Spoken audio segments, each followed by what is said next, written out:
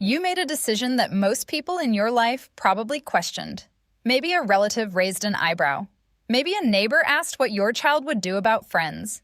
Maybe you asked yourself, late at night, whether you were doing the right thing. That question, am I actually doing this right, is one of the most common things new homeschool parents feel, and it makes complete sense. You were handed a story your whole life about what education is supposed to look like. A building, a classroom, a teacher in front of rows of desks. And now you are doing something different. Something that looks nothing like that story. But what most parents never find out is that the story was never backed by the science. The research on homeschooling has been growing for decades, quietly, steadily, and what it shows does not match what most people assume. It does not show that homeschooled children fall behind. It does not show that they struggle socially. It does not show that parents need teaching degrees to do this well. What it shows is something far more interesting and far more encouraging than the headlines ever let on. So, what does the research actually say? Let's start at the beginning. In the 1990s, a researcher named Brian Ray began systematically studying homeschooled students across the United States. Ray, who founded the National Home Education Research Institute, collected data on tens of thousands of homeschooled children over many years. What he found was striking.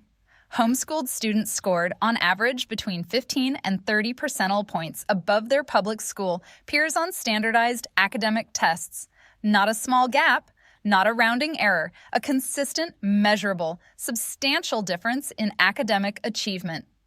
Now, before your mind jumps to the obvious question, let's address it directly. Were the families wealthier? Were the parents more educated? Did those factors explain the gap? Ray looked at exactly that.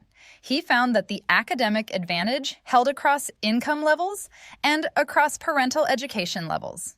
Children being homeschooled by parents without college degrees still outperform the public school average. Children from lower-income homeschooling families still scored above the national norm. The gap did not disappear when you accounted for demographics. It narrowed slightly in some cases, but it persisted. Why would that be? How does a parent with no formal teaching training, working at a kitchen table, outperform a credentialed teacher in a purpose-built classroom? The answer, researchers believe, has everything to do with ratio and relationship. In a standard classroom, one teacher is responsible for 20 to 30 children. Each child gets, on average, only a few minutes of direct, individualized instruction per day. The rest of the time is spent waiting for instructions, waiting for other students to finish, waiting to be called on, waiting for the pace of the lesson to match where they are. Psychologists call this the problem of whole class instruction. The lesson is calibrated for the middle. Children who are ahead are bored. Children who are behind are lost. Almost no one is taught at exactly the right level. In your home, that ratio disappears. You have one child, or a small number of children, and your full attention. When your child understands something quickly, you move on. When your child is stuck, you stop. You explain it a different way. You come back to it tomorrow.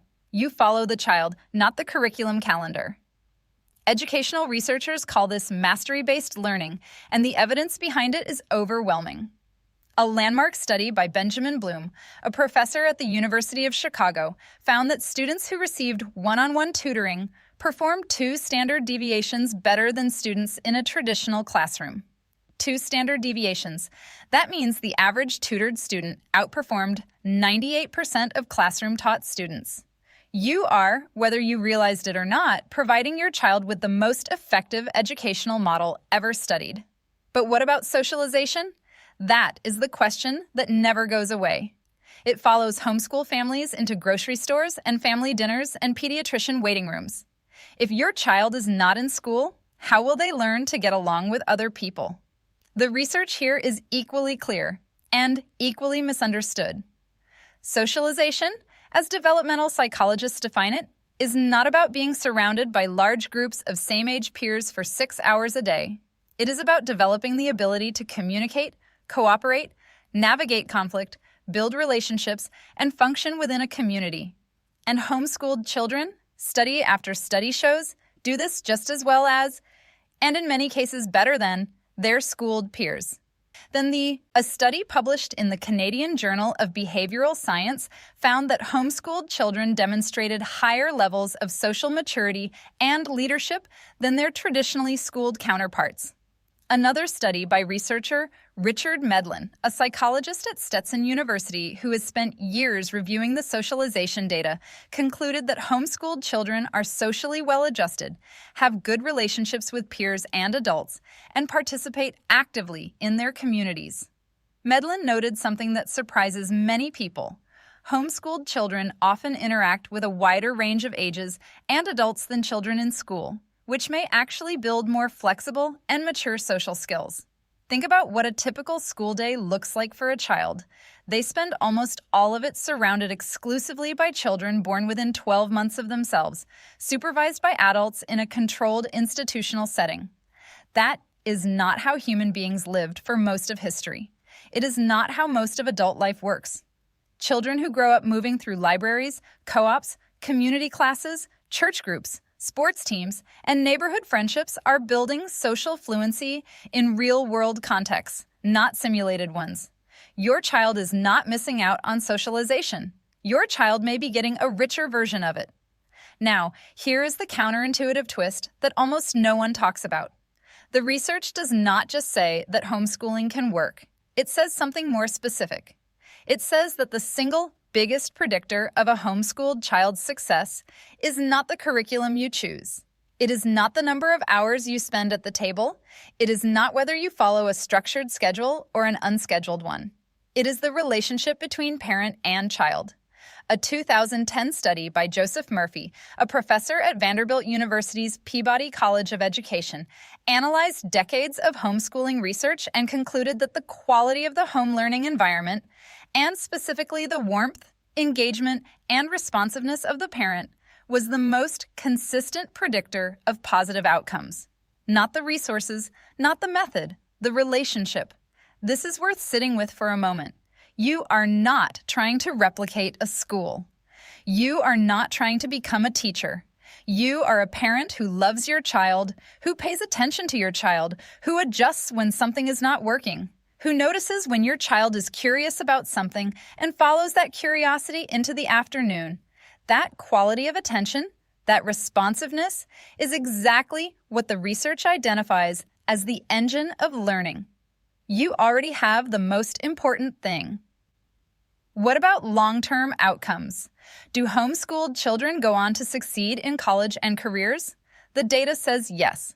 Studies examining college admission rates, college GPA, and graduation rates consistently show that homeschooled students perform at or above the level of traditionally schooled students once they reach higher education. A study published in the Journal of College Admission found that homeschooled students had higher GPAs and graduation rates than their peers. Colleges have increasingly recognized this. Many universities now actively recruit homeschooled applicants, and admissions officers have noted that homeschooled students often demonstrate stronger self-direction, intellectual curiosity, and resilience than students from conventional schools. Those are not accidental traits. They are the natural result of an education that asked a child to take ownership of their learning from the beginning. There is one more thing the research touches on that almost never makes it into the public conversation about homeschooling. Mental health, rates of anxiety and depression among school-aged children have been rising sharply for years.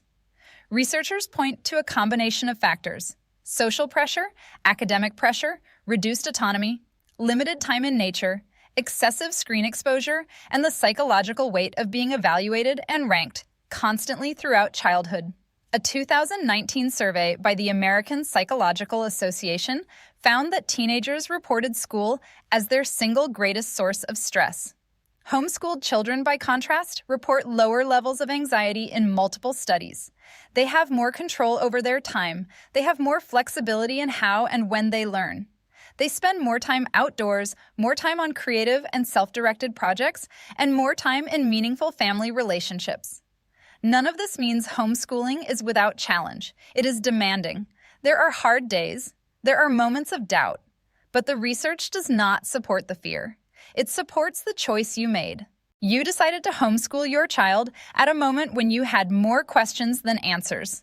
You stepped into something unfamiliar because something in you believed your child deserved more than what was being offered. And what the research shows, quietly, steadily, across decades of data, is that your instinct was right. The kitchen table is not a compromise. It is not a consolation prize. For millions of children, it is where the best education in the world is happening right now. You made a decision that most people in your life probably questioned. The data is on your side.